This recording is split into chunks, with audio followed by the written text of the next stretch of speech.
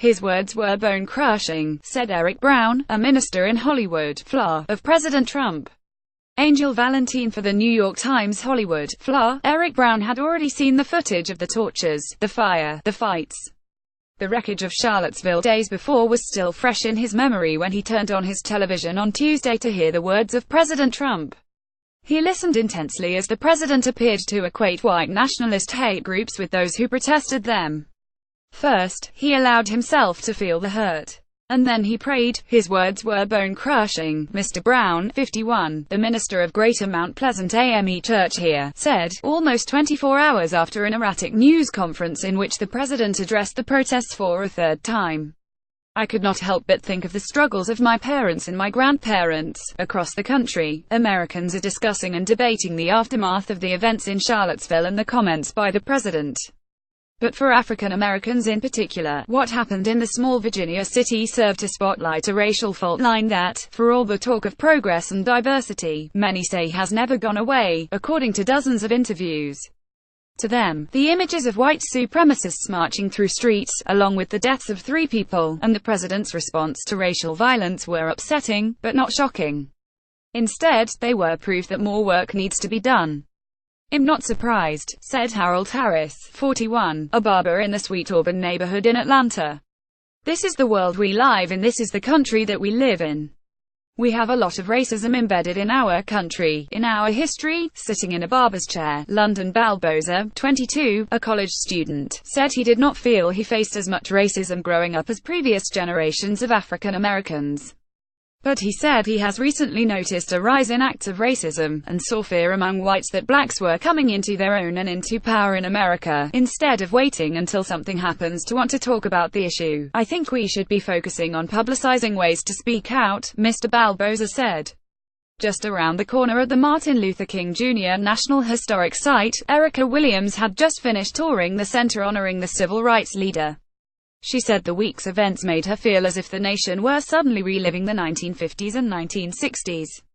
She recalled her grandmother, who was born in Mississippi in 1912 and left as a teenager for Chicago, promising more opportunities than what she was afforded in the Jim Crow era South. "To think that I am reliving some of the rhetoric that my grandmother heard," Ms. Williams said.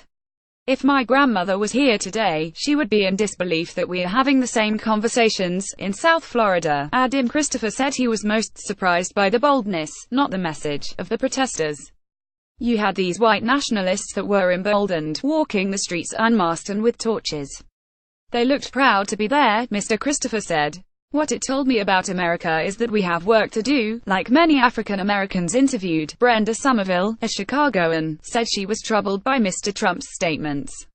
She had long considered him to be a racist, beliefs rooted in his long-ago questions about President Barack Obama's origins and birth records.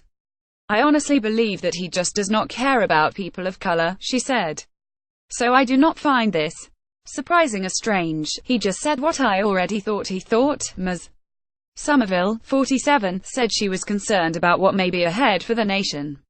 She said she has been contemplating the possibility of more clashes and more retaliation. "I am worried about the state of the country," she said. "I think that here in the US we really need to have an honest, open conversation about race because black people see it one way and white people see it another way, and we're not on the same page." Jay Martin said he voted for Mr. Trump, in part because he was tired of all the Democratic leaders who, he said, came into office and made little difference. He said he admired the president's independence and demands for change on issues including the violence and gang problems in Chicago. Mr. Martin, 65, who is retired and living in a Chicago suburb, said he understood Mr. Trump's points about how some protesters of white supremacists also appeared violent. He also wondered about the motivation behind tearing down historical statues and where it might end. Mr. Martin, who considers himself an independent, voted for Mr. Obama and acknowledged that he has argued with black friends and family members over his support for Mr. Trump. Mr. Martin said he believed the president is not a racist, and that he is doing a good job so far. He promised to do things his way, not the way they've always been done, he said.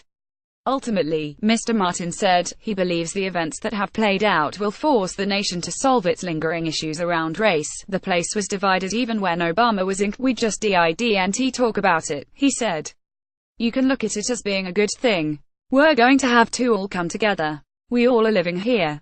We need to talk about race, and this is bringing it out. Don Benson, 45, a black Republican and small business owner who lives in suburban Chicago, said he did not support Mr. Trump at all, but did not take issue with the president's assertion that both sides shared blame for Charlottesville. Without both sides, it probably would have never happened, Mr. Benson said, adding he expects more racially charged protests in the weeks ahead. As the world changes, it's going to come out, Mr. Benson said. People are scared of what they don't understand. In Philadelphia, the local newspapers carried stories of a Philadelphia firefighter who posted an image of himself, wearing a Confederate hat and carrying a torch, and tagged an African-American co-worker. The firefighter has since apologized for the posting, which carried the caption, "Headed to Virginia." The episode was on Natalie Solomon's mind on Wednesday as she went shopping.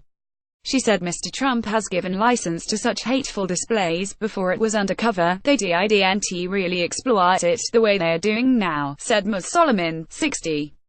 It's like HES allowing them to show all their prejudice now. We all live here and we should be able to live without fear. And a few blocks from the White House in Washington, Todd Anderson, 49, a real estate manager who was waiting in line for lunch at a food truck in Farragut Square, said Mr. Trump had absolutely mishandled the Charlottesville episode by failing to unite the country. The office dictates that you act before your own principles, your own beliefs, and you act on behalf of the nation, Mr. Anderson said, and I don't think Trump did that at all. Audra Diaz-Burt reported from Hollywood. Reporting was contributed by Monica Davey and Mitch Smith from Chicago, Cheryl Gay Stolberg from Washington, and Mariana Castillo from Atlanta. A version of this article appears in print on August 17, 2017, on page A14 of the New York edition with the headline "Black Voices on Turmoil: The World We Live In."